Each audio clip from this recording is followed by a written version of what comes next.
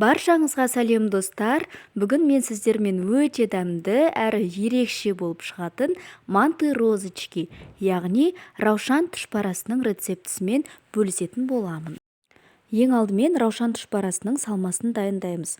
Ол үшін ыдысқа туралған пияз, тартылған ет және орамжапырақты да ұсақтап турап, барлығын бірге араластырамыз.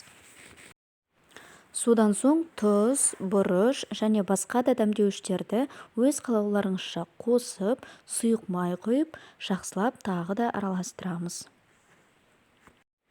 Келесі кезекте тұшпараның қамырын әдеттегідей тұз және су, қаласаңыздар жұмыртқа қосып елеп аламыз.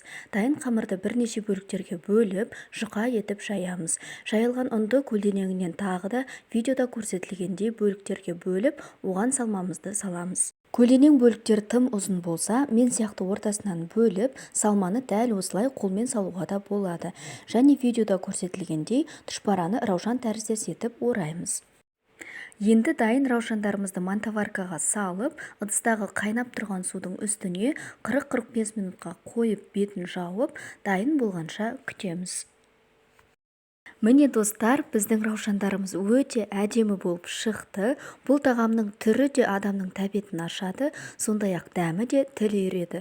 Рецепті сақтап, сіздер де жасап көріңіздер. Отбасыларыңызды дәмді тағаммен қуантыңыздар. Баршаңызға сәттілік тіледім.